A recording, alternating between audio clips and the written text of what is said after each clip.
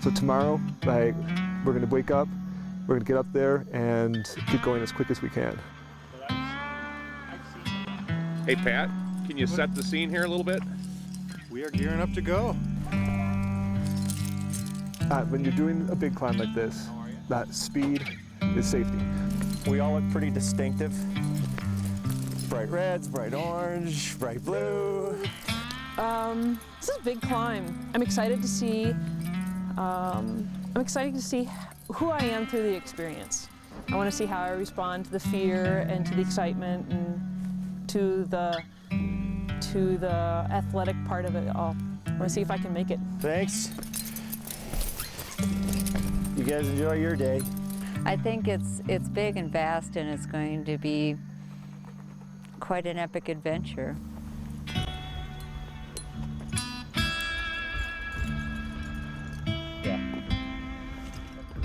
I first saw the tower last year when I came out here with my family, and I immediately knew that I wanted to climb it. I thought it was beautiful. I thought it was awe-inspiring. I am nervous about tomorrow, but I really look forward to getting to the top. And I think even if you've done it 107 times, it's still not comfortable. Like, it's hard, and you've got to fight through it, and everyone's gonna have to fight tomorrow. But, you know, that's part of the fun. And the way this works, bud, is when the rope comes tight to you, move. Because it's a little bit of climbing, hiking, traversing, you know, just cruising along. So by the time you actually get up to the base of where the technical climbing starts, you're pretty warmed up.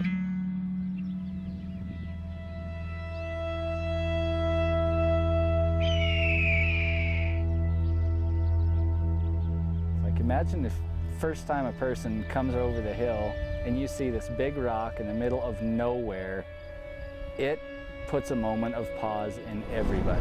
It's one thing to see it, and it's immense and it's intimidating, but when you know that you're going to be climbing it and you see it, something just shrinks up inside of you, and just like this little animal instinct is, no, you want to burrow up and hide.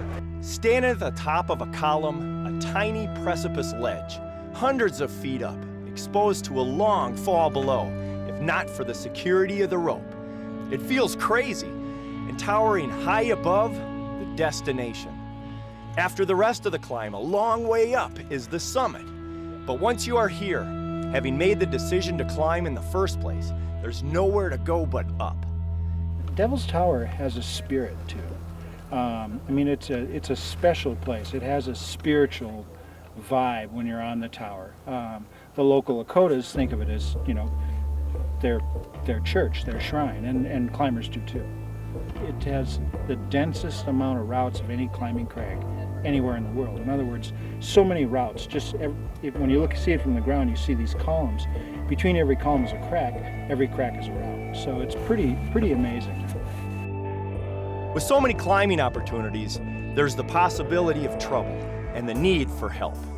There's over 200 routes here at the tower, and having as much knowledge about how to get to so many different spots really is valuable in regards to a response time. Sometimes people come out here and they get in over their heads, and just being able to give somebody some good information. As an average, we have about 4,500 climbers a year, and we estimate about 2,000 of those to go to the summit.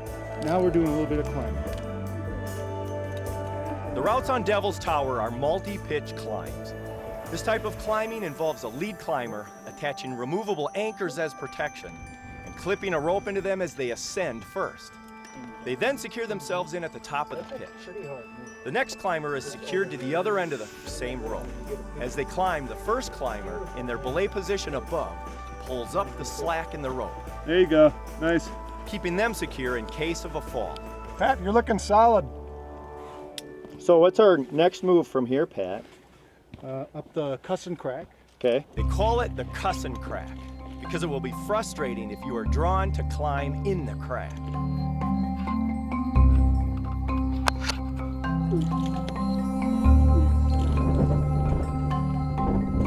Climbing is like working on a puzzle in 4 dimensions. Some pieces are easy to fit, and sometimes special rigging is necessary to negotiate a route. So he's going to rig a way so they can kind of span this big gap with a lot of air below their butts, and do it in a safe, fun way. What we're going to do is Lisa will actually come over here and she'll be able to hang on the beaner and swing over to my point, and then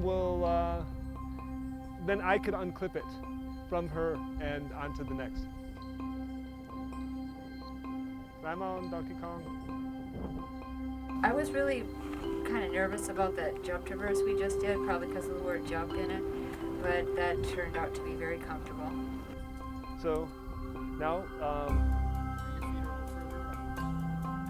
Reach out with your foot to the sledge. we can put this up together. That's all there's to it. Wonderful. Thank you. Jennifer, be not afraid. Oftentimes, climbing maneuvers are simple and safe, but just involve overcoming fear. It's a process that involves one step at a time. In that process, climbers develop a sense of trust in the equipment, in their climbing partners, and in themselves. So you look for a handhold and you look for a foothold and you think, well, that'll probably work. And you think about where your body is. And if you start to get scared, you know, you're on belay. It's not like I'm leading it. We had a guide, so you know, like if I had to do all the work myself or if I was leading everything, that would have been completely different. But I was very, very comfortable, and I felt like I was in good hands, and that makes it easier. That guide, whether they're paid or your best friend, they instill a great sense of comfort and trust when confronted by a difficult challenge. They make it possible to accomplish a goal. We're on the summit. Yes, yes, we are. Summit of Devil's Tower, yeah.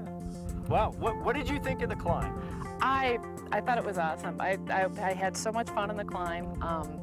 It was frightening at first, but the higher we got, the more comfortable I got with the process, the better I felt about it, and it's just magnificent up here. It's beautiful. Climbing is a vertical endeavor. That means exposure to heights. And that can test limits and push boundaries for individuals. It can also open eyes and minds, revealing surprises about ourselves of which we didn't know were possible. I learned that I could think through stuff slowly and that I didn't have to worry. The climb was hard. It was harder than I thought. It was hard. I mean, I've read the books, but I don't think it was what I expected. I thought it was going to be a lot easier. Climbing like this is a team endeavor, and that can bond and endear members together who have a common goal. No, and it was really encouraging to go with friends and a great lead. You know, Russell was incredibly encouraging, and friends are incredibly encouraging, so you just go. You just keep on going. It's something that's just going to be ingrained forever. It's just such a feeling of accomplishment. You get up here and it's like, yes, I did this great thing, and it's so beautiful.